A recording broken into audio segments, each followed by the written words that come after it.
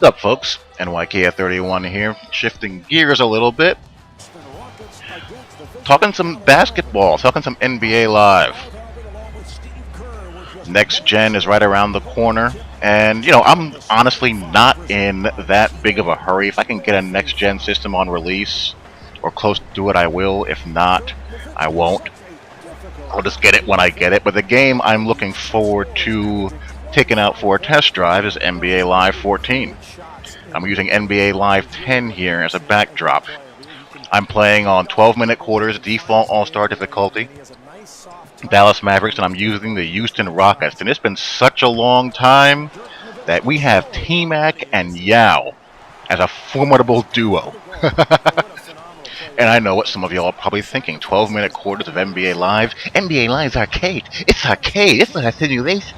There'll be so many three-pointers and dunks. It's so unrealistic. Well, in the words of Lee Corso, not so fast, my friends. And that is the aspect of what I'm going to be focusing on when I talk about what I'm expecting out of NBA Live 14. I basically expect out of NBA Live 14 a better version of this, NBA Live 10. And that is not a negative thing. Let's first get the obvious out of the way. NBA Live is an ugly looking game, graphically. Player models, no one likes the player models. Not even I like the player models. But let's face it, the so-called Simhead is more of a graphics whore than he cares to admit. And two, the other major shortcoming of this iteration of the game is that the animation sets are very basic, very rudimentary. And you will see this in the post game. The post moves are very generic. Not a lot of, flash and dash to them. And everyone can do them. It doesn't mean that everyone has success with them. You can do a drop step into a up and under with anybody. Depending on how good of a low post player they are will determine how successful the move will be. But it doesn't prevent anyone from at least trying it. And the same thing goes for layup solutions, doing Euro steps and spinning layups, stuff like that. Jump shot modifiers, fadeaway leaners, runners. They all look the same as far as those move sets go. But again, they may look the same, but the success of the move isn't the same, if that makes sense. But if you look underneath the hood, once you get past the fact that visually, the game looks dated and the generic nature of the movesets, what you have is some very, very good 5-on-5 basketball. Really nice stuff.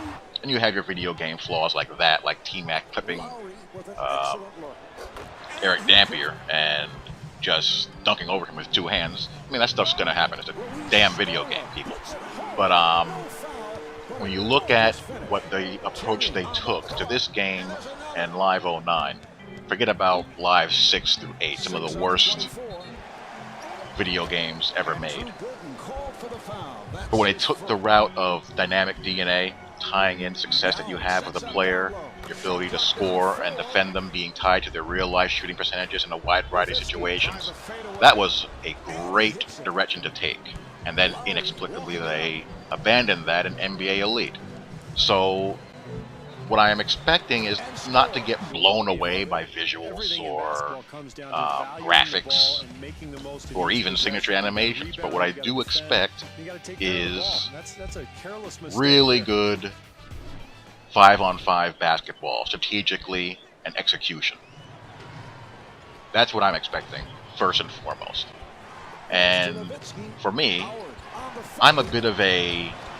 I view sports very cerebrally. I'm a egghead trapped in an athlete's body. I was like that as a player. I was like that as a coach. I'm like that as a sports gamer. I love that kind of stuff. I love being able to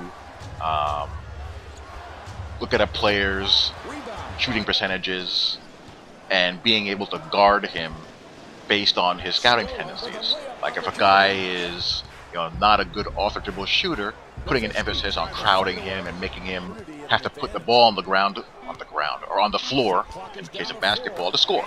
And you can absolutely defend people like that. And if you have, a good matchup and a good game plan and the sticks, you can make that work. I used to love playing against the Cavaliers online in this game because I would force LeBron to take off the dribble long 2-pointers. That's the worst percentage shot in basketball. I used to love frustrating Cleveland Cavalier users doing that. So I believe that's what we're going to get. I think SimF Ball Critic mentioned something along a similar vein in one of his videos, how he felt that the game could be the backbreaker of basketball games, meaning that it may not look great visually, but under the hood you'll see some very good things if you take the time to notice. And I kind of agree with that sentiment, even though I wasn't a fan of Backbreaker at all. I think Backbreaker is a horrible game. So I get what he's trying to say. I disagree with the Backbreaker part of it, but I understand his point, and the overall point I agree with. And if I don't get that at NBA Live 14, I will be very disappointed. So I made a decision that I'm not going to play 2K basketball this year, so I'm going all in on NBA Live, and if the game is enjoyable, I will play basketball this year. If not, I'll take a pass for this year and wait till next year and see what NBA Live 15 and NBA 2K15 have to offer. And I'll continue to play football. But I'm looking actually forward more to NBA Live than I am Madden 25 on next gen, mainly because I don't really know how much I'm going to play 2 versions of Madden.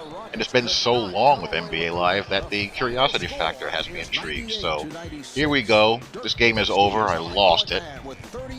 And you're going to see the stats here. The game turned out to be a 98-96 game. And Dirk went off at 30-something points. You see some of the highlights there. Again, not the greatest visuals in the world, not even the greatest presentation in the world either. Here's the final score. Dirk putting the ball on the floor, me going for a pump fake. But look at their shooting percentages. Those are very close to what you would see on an average NBA game and the team stats in general. Not a lot of transition points for me. The Rockets aren't really a, push the ball to the floor type of team, so I had my settings set that way to begin with because I don't want a Yao getting tired out. And the minutes are spread out pretty nicely, maybe a little bit too high on default fatigue. And the rebounding numbers may be a slight bit inflated, but overall, for default, plays very well. So those are my thoughts. Let's hear what you guys think. Talk to you all later. Peace.